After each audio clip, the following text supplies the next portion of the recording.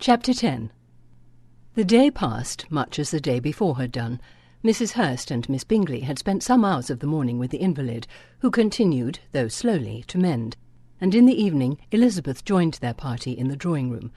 The loo table, however, did not appear. Mr. Darcy was writing, and Miss Bingley, seated near him, was watching the progress of his letter, and repeatedly calling off his attention by messages to his sister. Mr. Hurst and Mr. Bingley were at piquet, and Mrs. Hurst was observing their game. Elizabeth took up some needlework, and was sufficiently amused in attending to what passed between Darcy and his companion. The perpetual commendations of the lady, either on his handwriting, or on the evenness of his lines, or on the length of his letter, with the perfect unconcern with which her praises were received, formed a curious dialogue, and was exactly in union with her opinion of each. "How delighted Miss Darcy will be to receive such a letter."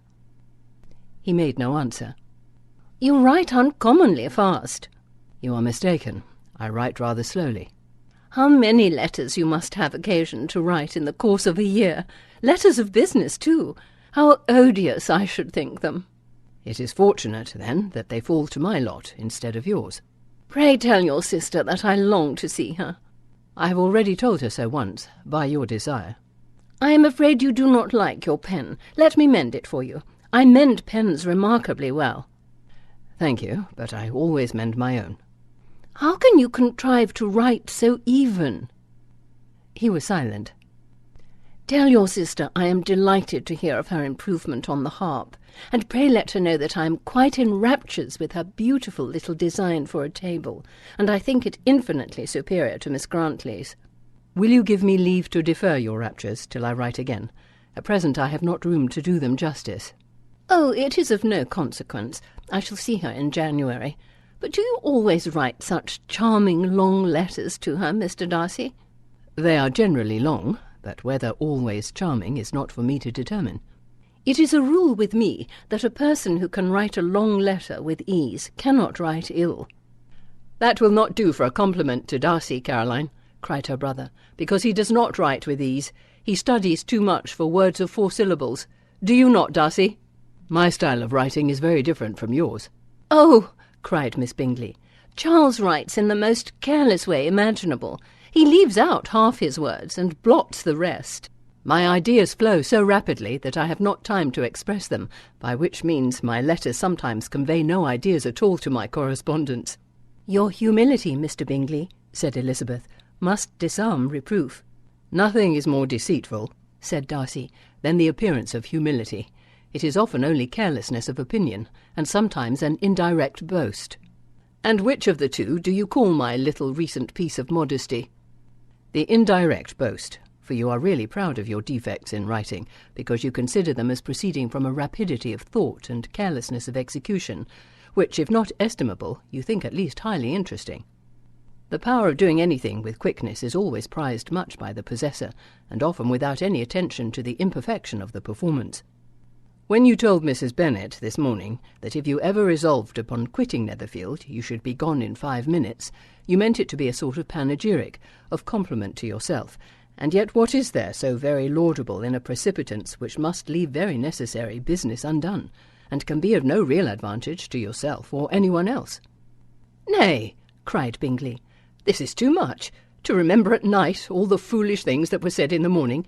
And yet, upon my honour, I believe what I said of myself to be true, and I believe it at this moment. At least, therefore, I did not assume the character of needless precipitance merely to show off before the ladies. I dare say you believed it, but I am no means convinced that you would be gone with such celerity. Your conduct would be quite as dependent on chance as that of any man I know. And if, as you were mounting your horse, a friend were to say, 'Bingley, you had better stay till next week,' you would probably do it. You would probably not go, and at another word might stay another month." "You have only proved this," cried Elizabeth, "that Mr. Bingley did not do justice to his own disposition. You have shown him off now much more than he did himself." "I am exceedingly gratified," said Bingley, "by your converting what my friend says into a compliment on the sweetness of my temper. But I am afraid you are giving it a turn which that gentleman did by no means intend. For he would certainly think better of me if under such a circumstance I were to give a flat denial and ride off as fast as I could." Would Mr. Darcy then consider the rashness of your original intentions as atoned for by your obstinacy in adhering to it? Upon my word, I cannot exactly explain the matter. Darcy must speak for himself. You expect me to account for opinions which you choose to call mine, but which I have never acknowledged. Allowing the case, however, to stand according to your representation, you must remember, Miss Bennet, that the friend who is supposed to desire his return to the house and the delay of his plan has merely desired it, asked it without offering one argument in favour of its propriety.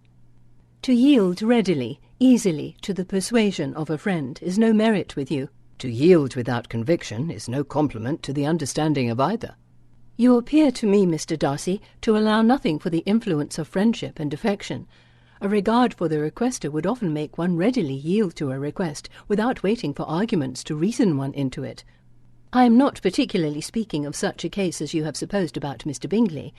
We may as well wait, perhaps, till the circumstance occurs before we discuss the discretion of his behaviour thereupon.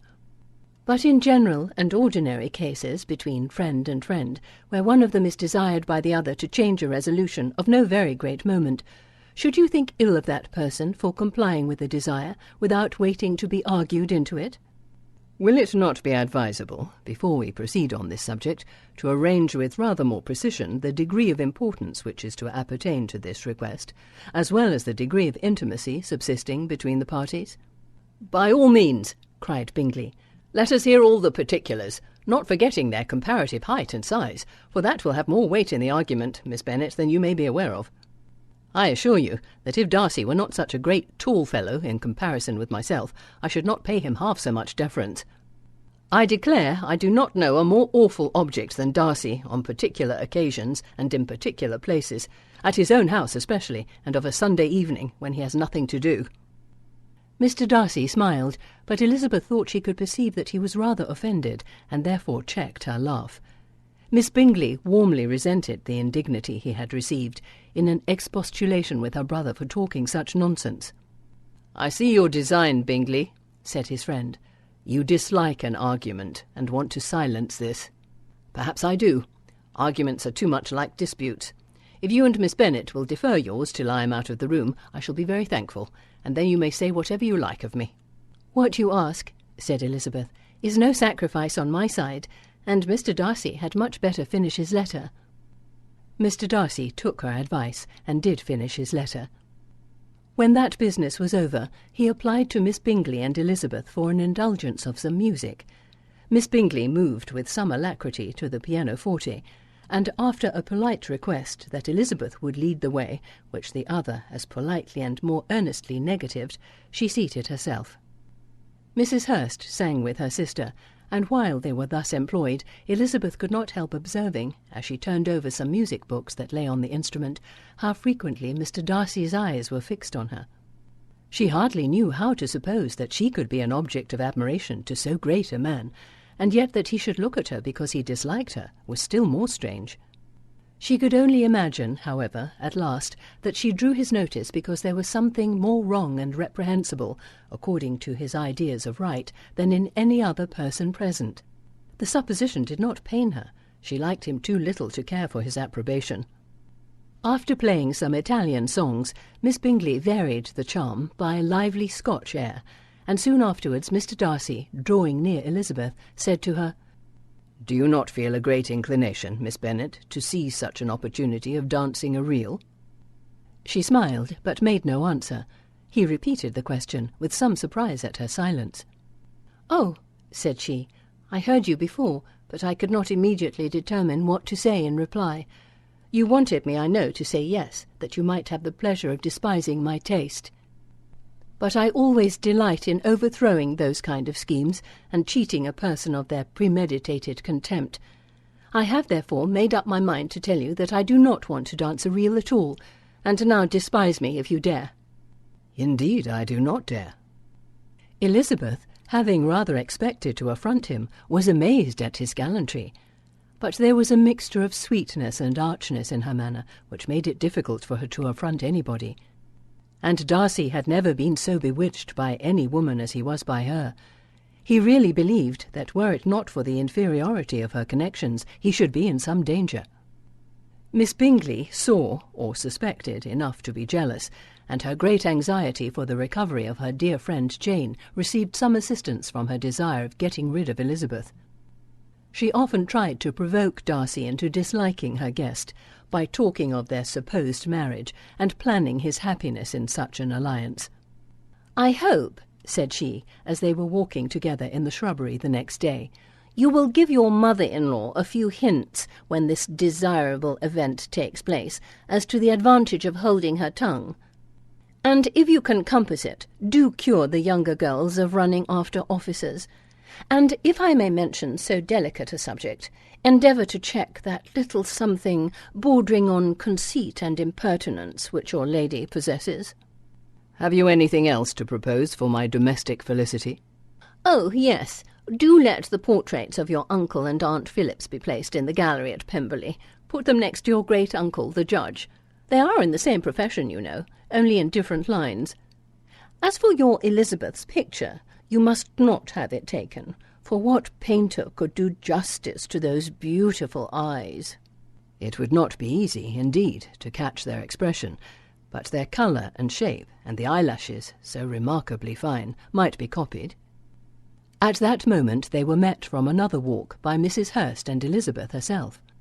"I did not know that you intended to walk," said Miss Bingley, in some confusion, lest they had been overheard.